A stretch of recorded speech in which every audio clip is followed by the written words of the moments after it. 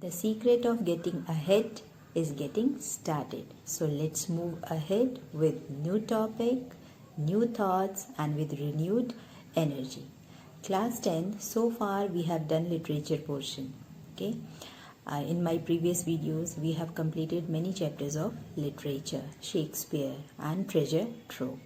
But now in this class, in this session, I'll teach you about the transformation of sentences, that is language part. Transformation of sentences. Transformation of sentences means to change. Transformation of sentences means to changing the sentence from one grammatical form to another, but without changing the meaning of the sentence. The meaning should be same, but the sentences can be different. Like suppose one sentence I'll give you. Yesterday I did not go to school. It was raining. There are two simple sentences. Now we have to join these two sentences with one conjunction or with the help of some word, and that words are called conjunction. So with the help of conjunction we have to transform the sentences. Like I did not go to school because it was raining. Okay, one more simple sentence, and in this video I'll tell you that how we could change one simple sentences into another form. Suppose one affirmative sentence, then how it could be changed into negative. Like he is a good boy. Now without changing the meaning of this sentence, how you can change it into negative? He is not a bad boy. So in this way only we can make simple sentences. We can join two different sentences into one without changing the meaning. That is very important, and we can make use of as soon as, no sooner, in spite of, despite, although, though. So there are many words with which you can join these sentences, but the meaning should be same. So let's start. Okay. Now let's do few examples. First of all, let us use in spite and despite. Let's see the sentence. Arun was weak but he passed the examination. Let's use in spite. In spite of being weak, Arun passed the examination. And how to use despite? Despite being weak, Arun passed the examination. But in both the sentences, while using in spite and despite, the commas are must. Now, as soon as, no sooner and hardly. The question is, the sentence is, when the guests arrived, the lights went off. Now see as soon as the guests arrived, the lights went off. Then no sooner did the guest arrive than the lights went off. See the verb, children.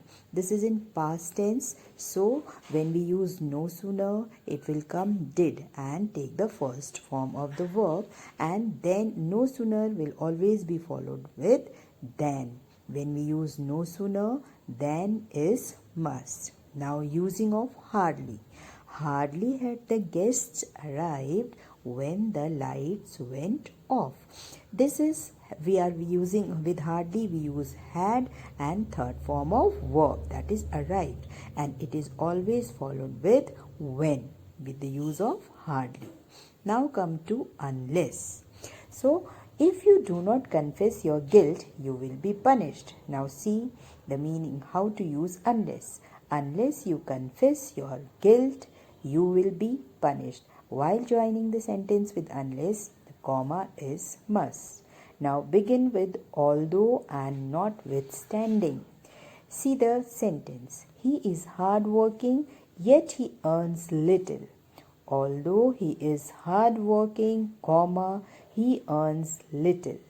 Now notwithstanding, the fact that he is hardworking, he earns little. Again, commas must. Now begin with but for. If you had not supported me, I would have lost the election. The sentence is, and how to use but for your support, I would have lost the election. See the word support, which is followed, okay, with comma. The use of comma is must in this. Now see how to use to.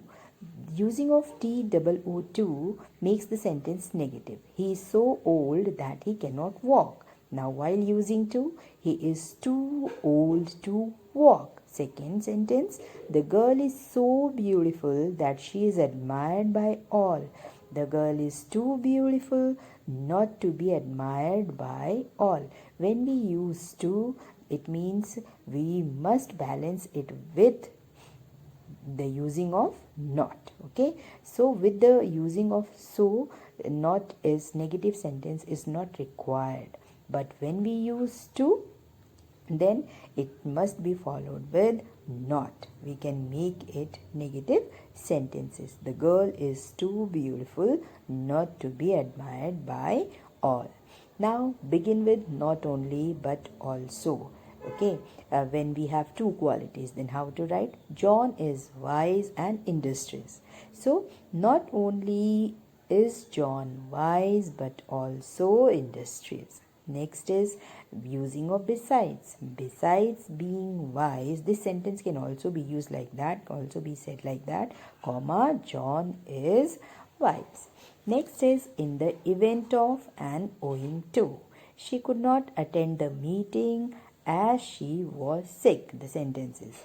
In the event of her sickness, how to use in the event of her sickness, comma, she could not attend the meeting. And how to use owing to her sickness, comma, she could not attend the meeting. Commas are must. Then nevertheless. Nevertheless means in spite of, in the fact of several. So I hope the concept of transformation of sentences, okay, you must have understood the concept of the changing of sentences, different sentences into one, that too without changing the meaning. Okay, it must be clear to you also. I want you, every one of you, to practice from your grammar book as much as you can. And if you have any queries, any problem, you can mail me. Clear?